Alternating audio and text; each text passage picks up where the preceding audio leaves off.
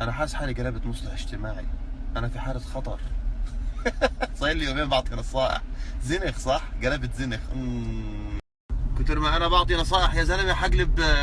اما اليوم فسوف نتقدم لكم بمحاضرة ولا يا سطل مش ناقصين هبلك يا زلمه، حل عنا. طلاب التوجيه ايش صار معاكم؟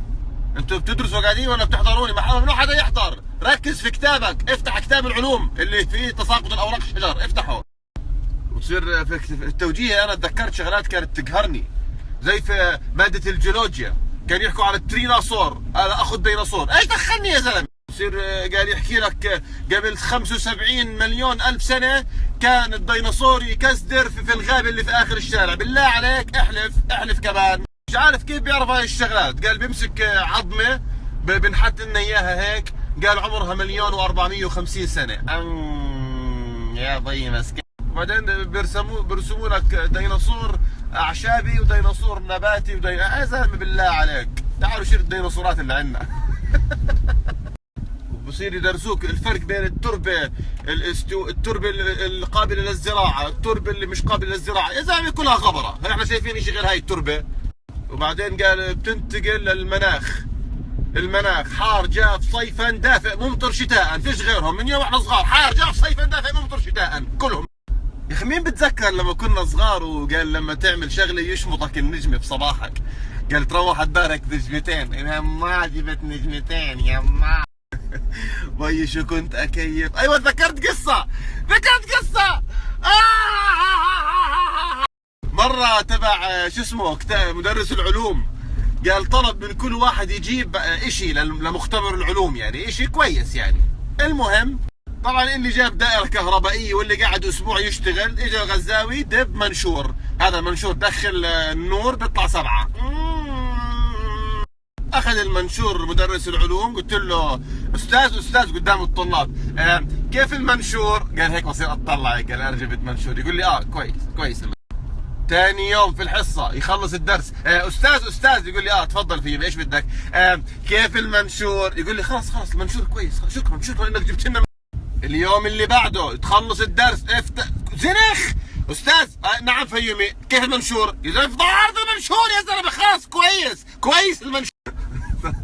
اخر شيء مسك المنشور رماه في وجهي، انت تذل ابونا يا زلمه، يلعن ابو المنشور تبعك، بدك تخزق اخزق راسنا انت، يا منشور رهيب.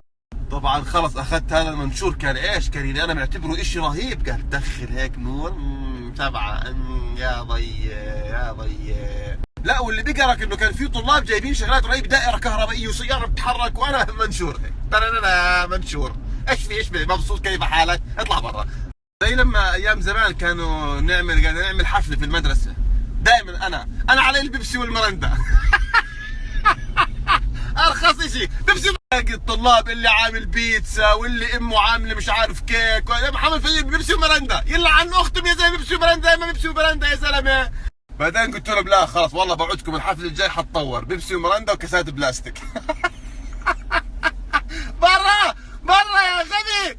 وبعدين مره قال طلبوا كل واحد يعمل لوحه هاي بتتعلق بالصف، تروح اللي بيروح عند خطاط واللي ابوه اشمط، وكنا نجلس على الحصى. طبعا افتح اللوحه الخط نازل من هيك نازل لتحت، ما في خط مستقيم، بتكتب هيك على جنب يمسك اللوحه المدرس برا، يلا امسك لوحتك هاي مع السلامه. طبعا يا حبيبي على موضوع التعبير، يا بي هاي شو كنت اكره هاي الماده، اكتب ماذا فعلتم بالصيف، يا بي ماذا كنا نقعد في الدار، شو كنا نعمل بالصيف؟ كنا نقعد في الدار. طبعا يا حبيبي على موضوع التعبير، وذهبنا الى الحديقه ثم قعدنا واذا بنا ناكل البزر، ويقول والدي هات لك كمان بزره، فقالت والدتي يا زلمه. خلص طبعا وزع العلامات، كل الشباب 6 من 8 7 من 8. محمد فيومي نعم نص من 8. قال موضوع تعبير، الناس بتسافر بتروح بتيجي، كنا مرزوعين في الدار 24 ساعه، من وين اكتب لك موضوع تعبير؟ ميكي ماوس ما كنتش اقرا، هو فيش غير جمار اللي كنت اشوفه. هي الشيء الوحيد اللي كنت احبه في المدرسه حصه الكوره، اول ما تيجي حط الكره اشمط في السقف، يلا روح وراها وركات، كل الطلاب رايحين جايين، ظني اشمط في الكوره لحد ما افتح باب المدير، طبعا ما كانش في غيري يفتح باب المدير، تلاقيه من جوا فيامي. صار هيك طبعا هيني جاي. كنا نروح على الدار يوم الخميس فيش اشي نسويه يا زلمه، تلعب بالسيب، فيش غير تلعب بالسيب. بديش العب بالسيب، بدي اطلع ما في العب بالسيب. بتيناج بتيناج. ايش فاهم ليش كانوا يسموه بتيناج؟ يلعن اخت الاسم، بالله عليكم هذا اسم بتيناج. بتيناج يا زلمه، بوت عليه 4 عجلات سميتوه بتيناج، ايش بتيناج؟ طبعا هذا البتيناج مصيبه. اول ما تركب عليه دب تقلب رجليك في السقف على ظهرك، عياط يلا اجري عند امك يلا روح. بيجي الاب بنيلها بزياده، ماله وقع من البتيناج. ما احنا قلنا لكم يا اولاد الصلاه احنا وجه بتيناج، اشمط كفوف يلا روح.